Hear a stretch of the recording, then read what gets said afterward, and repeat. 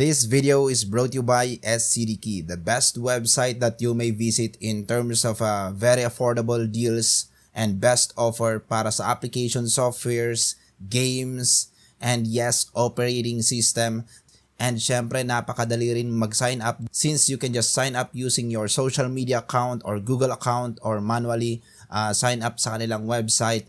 And there you are, you may check the Windows 10 Pro and by using our promo code, ma-avail mo lang siya ng around $14.95 or 700 plus pesos. And yes, there are a lot of payment options using your credit card, debit card, via PayPal account, or if you have a PayPal account like mine, yun yung gagamitin natin. That's it mga kaibigan. Check the description below. May mga links po tayo dyan to go directly sa kanilang website. Welcome sa ating channel mga kaibigan, and yes, we are here again for another series like our Unbox series. Ito ngayon ang ating first episode, and nakita ko nga sa mga comments dahil syempre before ko ginawa itong series na to, nagbigay muna ako ng mga sample topics na pwedeng mapag-usapan, like of course Enigma Computer Store, PC Not Miles, paano nag-evolve ang IT industry, modding community,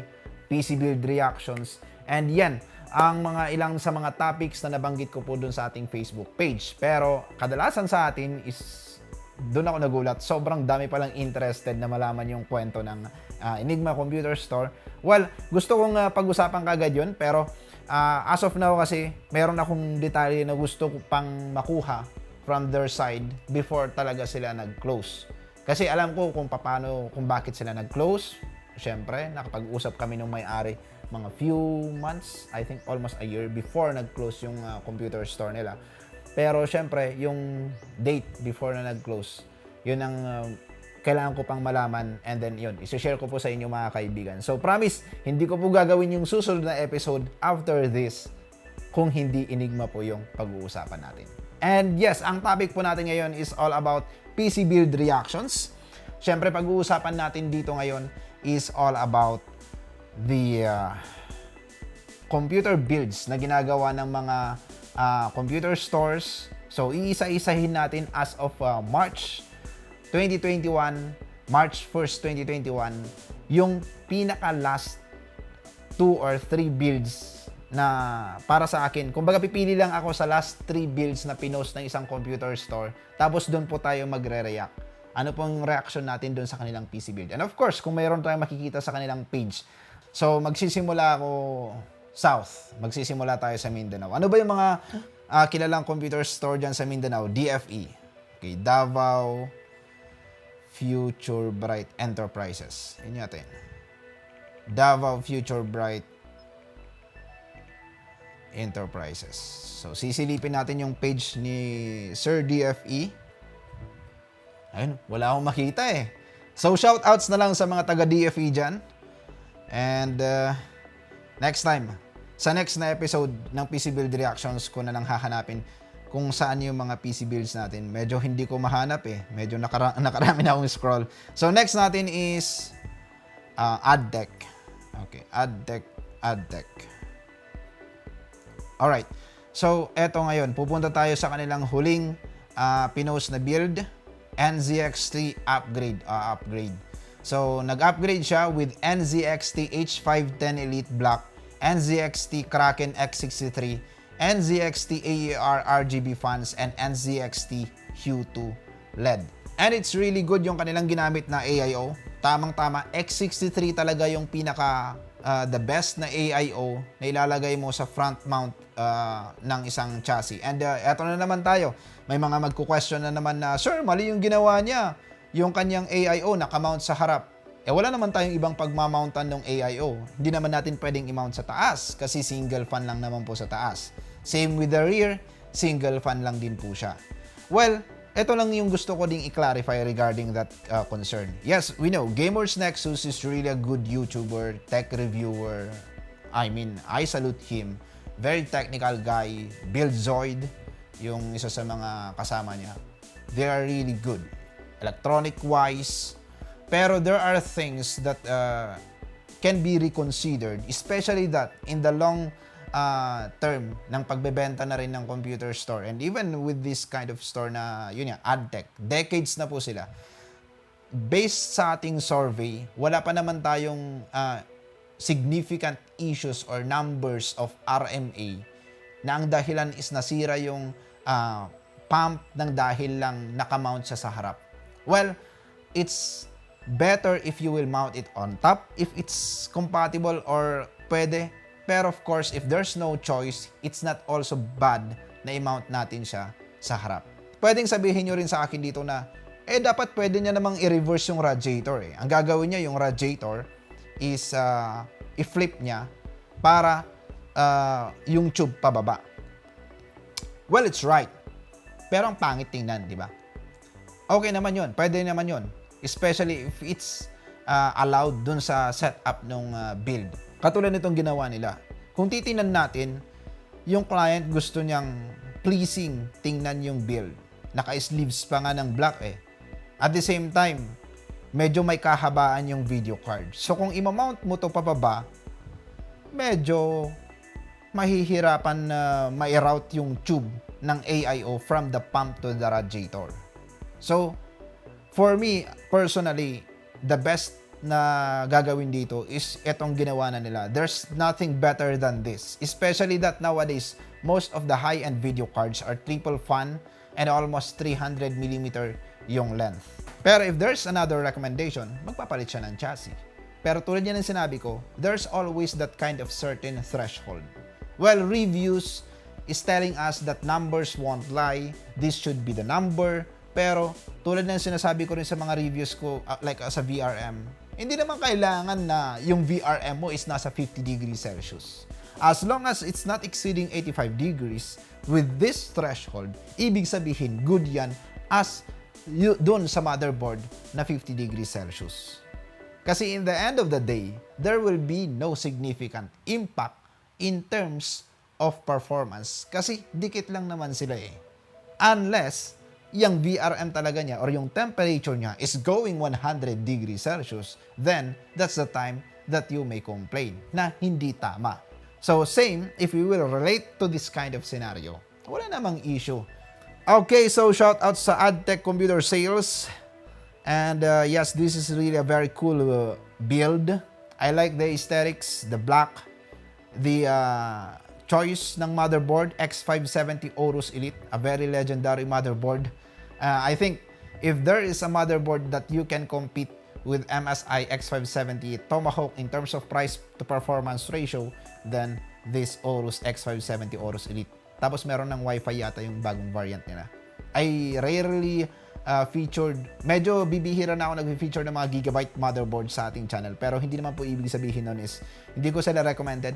Of course, I still recommend their motherboards. This exact model, especially na to, sobrang sulit na ito. Price to performance ratio. And yes, tama rin yung ginawa nila sa gigabyte video card para mag-complement na rin yung interior at saka yung exterior looks ng ating build. So, NZXT X gigabyte. Cool build. Sa mga stores po dyan, baka may mga kakilala kayo dyan ng stores, comment nyo na lang po dyan sa baba kung hindi po natin ma-feature ngayon para sa next video is ma-feature po natin sila. Next is, taas tayo ng konti.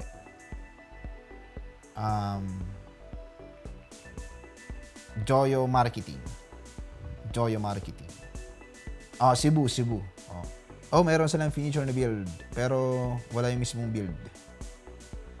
Okay, so checking Sir Joyo Marketing. Shoutouts kay Sir Mark.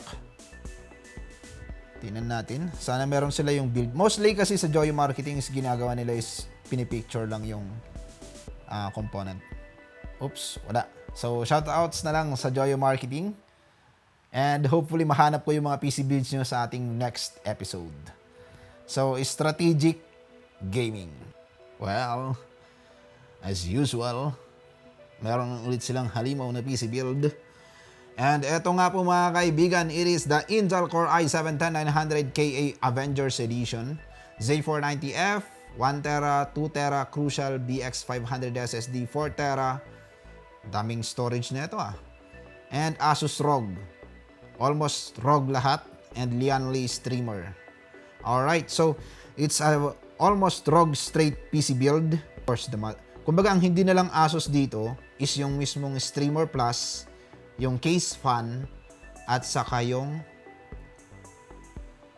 memory, RAM. Of course, the processor, the Asus. Pero, the rest is Asus. Alright, so ayun, 10900KA and RTX 3070. Well, siguro kung hindi lang pandemic, baka na-push nilang mag 3080 to or 3090. Pero, I know, alam naman po ng lahat yan. Sa mga mahilig sa Asus, sino ba ang nakabili ng Asus ROG na 3080 or 3090? Kung nakabili kayo or nakakita kayo, comment down below kung nakabili kayo. Kung nakakita naman kayo, well, comment down below pa rin. Kasi actually, sa buong Pilipinas, ewan ko, meron yata iisa or dalawa lang in every 6 months na dumarating na 3080 and 3090. And to complement na rin siguro yung build, siguro nag-settle down muna si Sir sa 3070 while waiting for a 3080 or 3090. Most likely, ganun yung nangyari dito sa setup na to. Kasi 10900K yung processor. So, syempre, ang pangit naman kung hindi mo gagawin na nag-straight Asus ka na lang din naman, but hindi pa rin Asus yung gagamitin mong video card. So, if there's something na medyo mapapaisip ka lang, but 3070. Pero 3070 is, I think, yeah, okay din naman. Depende na lang kung ano yung users. Hindi rin natin kasi alam yung purpose ng build eh. Pero assuming, like for example, the purpose of this build is most likely for gaming and then production, well, he did the right choice. And depende rin kung saan production to. So, hindi naman po porket production is always, let's go for the AMD. May mga certain kind of production builds na more on dun sa frequency ng processor, and of course, the availability of parts may also be a bit of concern. So, may mga makikita kayong PC builds nowadays na minsan should be like this, should be like that. Ang tanong, meron bang stock? Yun. So, actually, kung hindi ako nagkakamali, yung estimates ko lang, based sa may idea ako kung kailan pa nagsimulang mag-order ng mga ganitong klase ng components, most likely order to way back last year pa. Pero ngayon, kailan nila ni-release? Ngayong araw lang, March 1. So, sipin mo yun, naghintay yung customer ng 6 months, sabihin na lang natin ganun. Hirap talaga ng stocks. I've seen previous builds of strategic gaming and I know how they, kumbaga, tailor each parts. And while this is really done right, sa specifications lang medyo may konting concerns. For me, para sa akin lang, that's my personal opinion. Pero I also think out of the box na there are concerns or there is reasons kung bakit nag-settle down siya sa Intel na processor. At the same time, bakit siya nag-settle down din sa video card na 3070. So most likely, the best reason for that is baka pang production at saka pang gaming. Not totally pang gaming. Kasi kung pang gaming talaga, well, it should be higher video card for a 10900K. If pang given na Asus yung build po ibig sabihin may pera siya. Nag-Asus siya eh. So ibig sabihin may pera yung client. And then 10900K, kung production naman talaga na for pure production, tama lang na 3070, pero bakit 10900K? So, yun yung question ko dun. And, syempre, in the end of the day, hindi naman porket nag-Asus is unlimited na yung budget, pwede rin nagkaroon pa rin ng konting limitations sa budget, pero gustong-gusto na talagang mag-Asus. And, syempre, in the end of the day, customer is always right. Pero, ayun, solid yung build. I really like the build. Kung paano siya na-tailor, while strategic gaming is already, kumbaga, sobrang kilala na pagdating sa mga high-end. So, well, shoutouts pa rin sa strategic gaming. Their business model is sobrang ganda. Parang kung ikukumpara natin sa ibang industriya, like sa mga pick-up trucks, kasi medyo mahilig tayo sa mga mag-follow ng mga pick-up trucks sa pages. So, like Autobot, mga ganyan. Alright, so syempre, tataas naman tayo sa bandang Iloilo, and eto nga, titinan natin yung mga PC builds ni Sir Mark Rosal, mid-range PC build. And ayun, ganda, nakasync yung kanyang air cooler with the stock fans. Yung stock fans na ito, is parang Rock Gears eh. Meron ka pang Rock Maris X Pro or Maris Pro 2000 RPM. Mga Rock Maris tong AIO, pero wala kasi naka-note eh.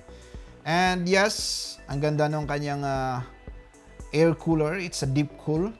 Well, there's no much details na masasabi ko dito kasi nga kulang tayo ng specifications, kulang ako ng detalye. Pero let's just go with the judgment kung bakit nagustuhan ko rin yung ginamit nila na chassis, na airflow yung chassis dahil nga air cooler yung fans or yung CPU cooling system na ginamit. Mas matitake advantage kasi ng isang air cooler kung sobrang taas ng airflow ng isang chassis.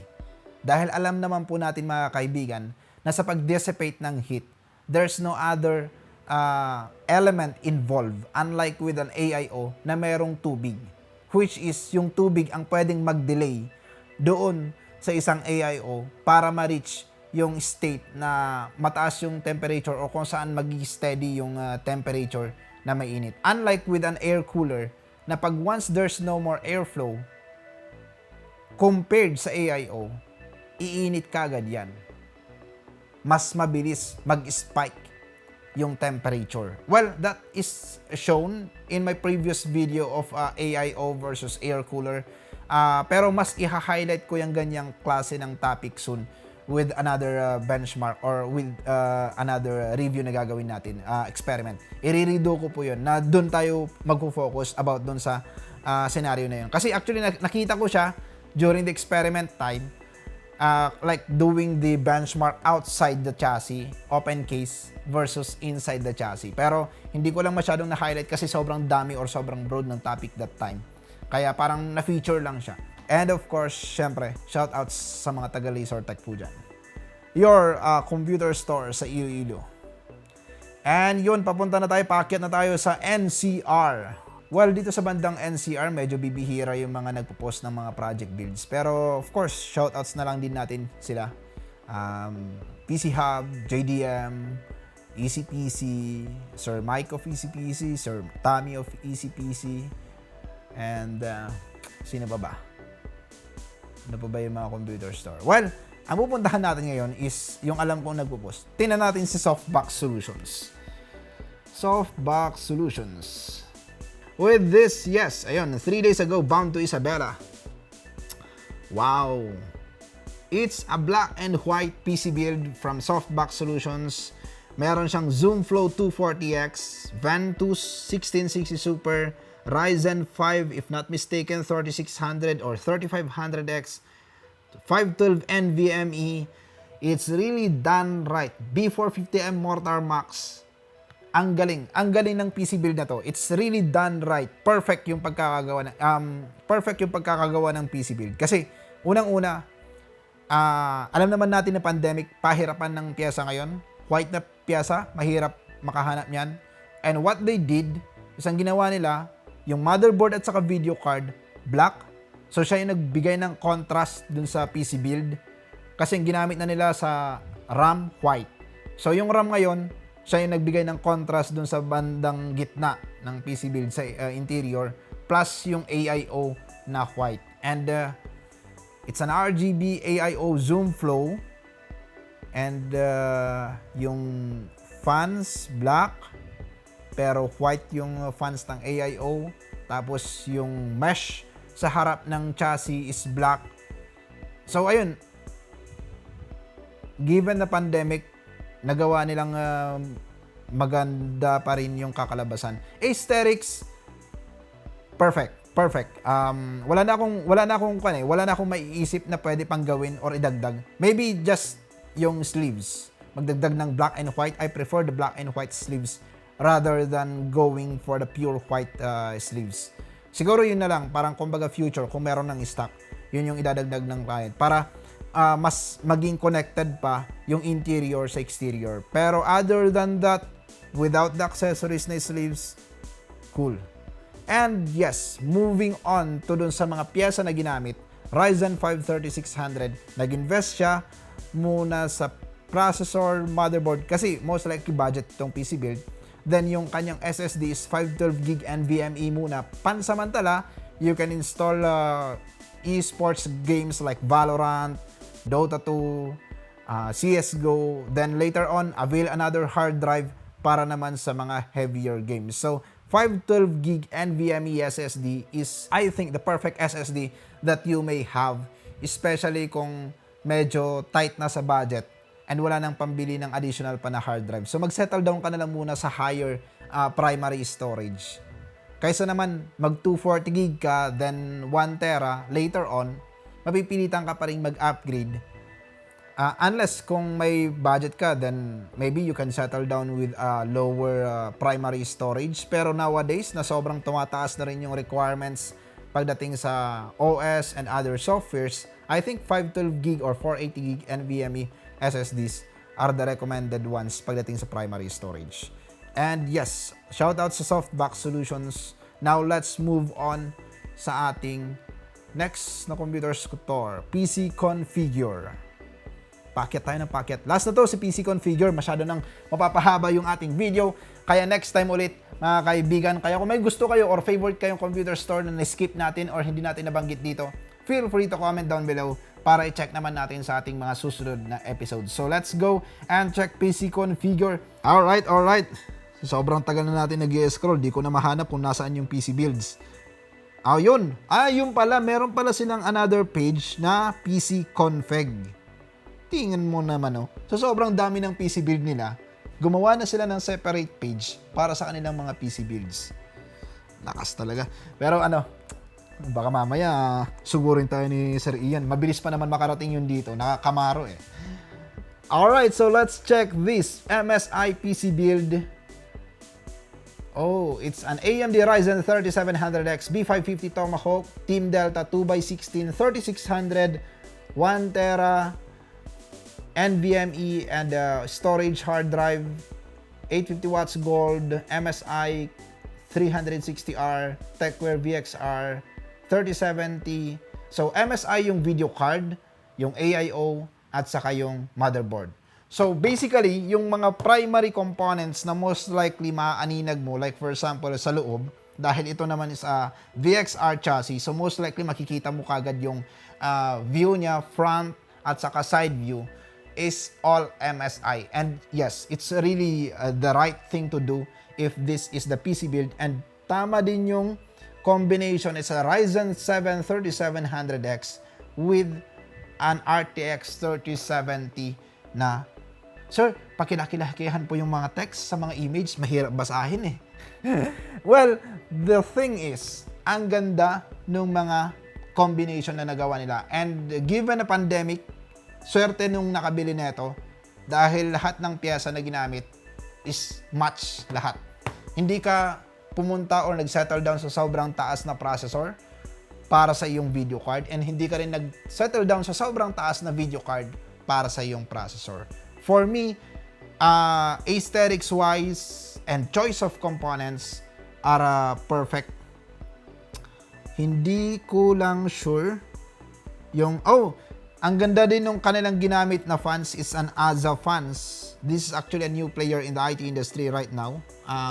Managed by Sir Tech Allen. And yung AIO, wala na akong masasabi. If there is another recommendation that I may say or state, siguro sleeves.